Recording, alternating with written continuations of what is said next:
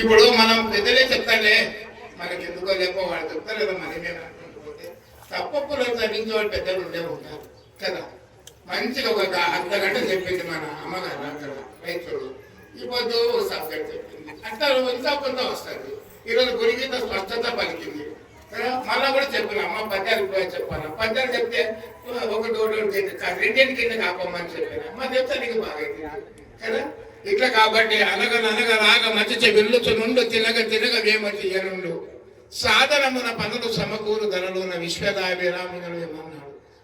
చెప్పుకుంటూనే పోవాలి, ఎందుకంటే మన అశరీర దిగురు సాంప్రదాయంలో చేతులు ముడుచుకునేది లేదు, శానంగా ఉండాలి. ఎందుకంటే మేము ప్రచార కమిటీ నుంచి మేము చాలా మంది మాకు ప్రతి ఒక్కరికి ప్రతి ఇంట్లో తల్లికి చెప్పాలి, తల్లి బిడ్డకు చెప్పాలి, తల్లి కొడుకు చెప్పాలి. ప్రచారం అంటే బయట బయట చెప్పొద్దు. ఈ బోధన అందరికి అర్థం కావాలి. బ్రాహ్మణులు చిన్న పిల్లలు తీసుకుపోతారు వేదాలు చదువుతుంటే, మనం కూడా ఈ బోధన ప్రతి ఒక్కరికి అందించాలి.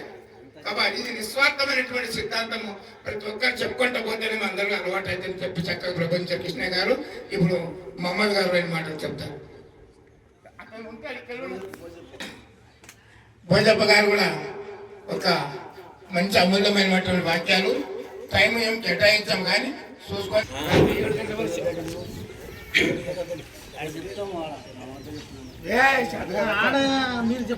జై సద్గురు మహారాజ్ కు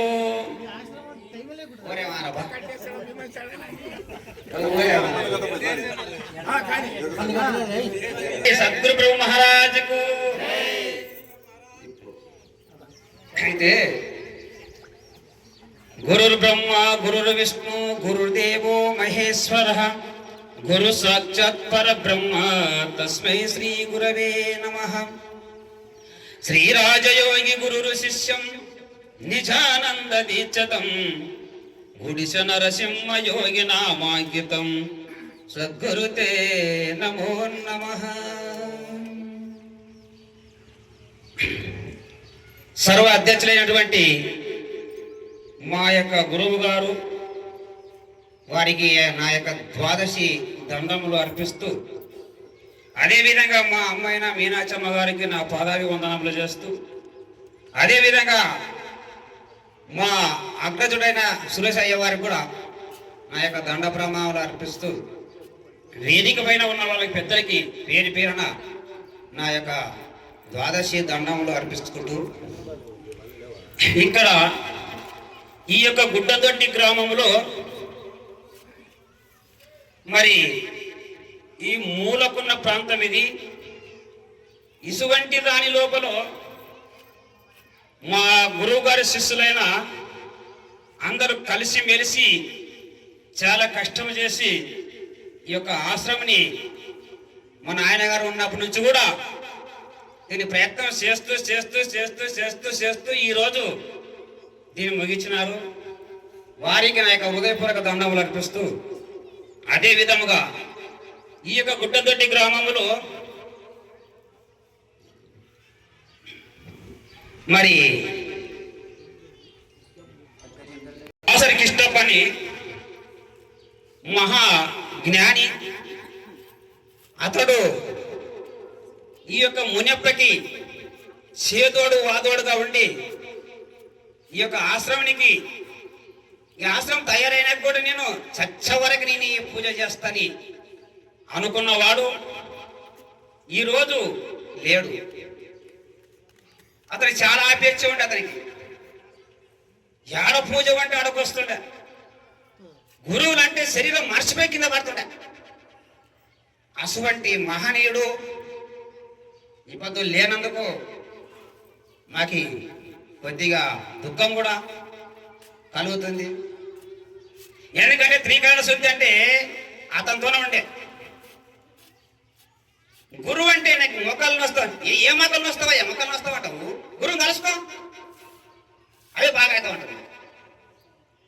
అటువంటి వాడు ఎరక అనేది ఎట్లా ఉందంటే ఎరకని మరిసి కాపురం చేసిన వాడు ఈరోజు మనం లేడు. కాబట్టి అతన్ని కలుసుకోవడము, అందరినీ కూడా అతనికి ఆశీర్వాదం ఇవ్వాలని కోరుచు. మరి ఇక్కడ ఏమంటాడు, తనవున వాక్కున మనసున పని ఒక్కటి జరిపినట్టి పురుషునికి ఈ బోధ అబ్బుతుంది. తనవున నొక్కటి మనసున నొక్కటి వాక్కున ఒకటి నీచాత్మనికి నిజ బోధ అబ్బదను. ఇప్పుడు ఎవరేమనంటే మరుపన తొలిబేనులు ఎరుకన నాలుగో శరీరం ఇవి రెండు ఒకటి. మరి ఇవి రెండు ఒకటి అన్నప్పుడు ఏ దాని మన గురువుకి అర్పిస్తే మనం లేకుండా ఉంటాం. ఆ దాన్ని అది ఎట్లా ఉందంటే ఎరకయే ఆత్మయని ఎరిగి సర్వము తానే. ఎరకన్నా మరపన్నా నీవన్నా నేనన్నా ఏదన్నా గురువన్నా శిశువన్నా ఏదైనా ఎరకనే. అది ఎట్లా ఉందని విచారం చేసినప్పుడు ఈ భద్రాగమ శతకంలో 25 ఇంద్రియములు ఇవి ఆత్మ కాదు. ఏటి 25 ఇంద్రియములు? ఇవి ఆకాశ పంచకము అంతరేంద్రియములు, జ్ఞానము మనసు బుద్ధి చిత్తము అహంకారం, ప్రాణాదులను వాయు పంచకము, సమానము వ్యానము ఉదానము ప్రాణము అపానము, అగ్ని పంచకము జ్ఞానేంద్రియము చోత్రము త్వక్కు చక్షు జిహ్వ గ్రాణము, జల పంచకము విషయేంద్రియములు శబ్దము స్పర్శ రూపము రసము గంధం, పృథ్వీ పంచకము కర్మేంద్రియములు వాక్కు పాని పాదం గువ్యం గుదం. ఇవి 25 ఇంద్రియములో ఏదైతే తిరుగులాడుతుందో అది ఎరక, అది జీవుడు. 25 ఇంద్రియం ఇవి ఆత్మ కాదు, కేవలం ఇంద్రియములేవి. 26ది అది ఎరక, అది పరమాత్ముడు. ఎరకయే పరమాత్మని ఎరింగి సాంఖ్యయోగము సాధించాల. ఎందుకంటే అది లేనిది ఏమి లేదు ఇక్కడ. ఏమన్నా ఎరకనే, కానీ పరిపూర్ణమందు ఏ మాటలు లేవు, ఏ భాష లేదు, ఏ ఊహలు లేవు అక్కడ. దాన్ని తెలుసుకొని మరి ఈ జన్మం వల్ల మనకి రాదు. ఈ జన్మంలో త్రికరణ శుద్ధి అంటే చాలా గొప్పది. ఎందుకంటే మరి లోన లొటారం పైన పటారం. ఎన్నేళ్ళు మురిసేవు ఈ ఊర్లోన. ఇది ఒక పల్లెటూరు. ఇది ఈ పల్లెటూరులో మనం ఎన్ని ఏళ్ళు మురిసినా కూడా పనికిరాం. పట్నం పోవాల. పట్నం అంటే ఆత్మ ఎందు ప్రీతి, పరివర్తమందు భయము, పరివర్తమంది భీతి ఉండాలి. మనం ఎట్లా నడుచుకోవడం అనే భీతి ఉంటే మరి ఈ మూడు ఒకటైనప్పుడు భక్తి ఆటోమేటిక్గా వస్తుంది.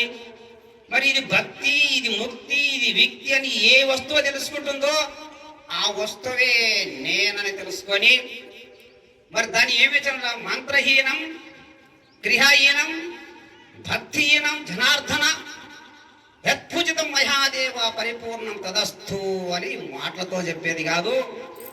ఆచరణ విచారణ మరి విను కను శను ఇవి తెలుసుకొని ఎవరైతే త్రికరణ శుద్ధిగా ప్రవర్తన చేస్తారో వారికి జన్మ జనన మరణ భ్రాంతి రహితమైతుందని గురువు గారితో తెలుసు. ఈ వాక్యంలో ముగిస్తున్నాను. జై సద్గురు మహారాజుకు జై.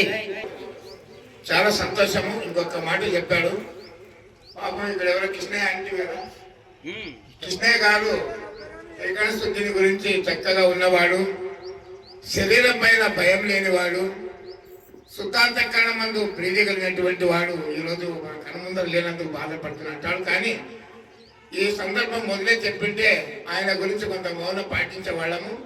అయినా పర్వాలేదు, ఇప్పుడే కూడా ఎక్కడున్నాడు అక్కడే కూర్చొని నిలబడే అవసరం వద్దు. ఒక్క నిమిషమైనా ఆయన మనసుని మనం ఈరోజు వచ్చేసింది కాబట్టి చాలా రోజులు కాలేదంట. కానీ ఆయన గురించి కొంత మౌనం పాటించడం మనం సభ ప్రారంభం చేద్దాం. జై భరత్ సద్గురు మహారాజుకి జై.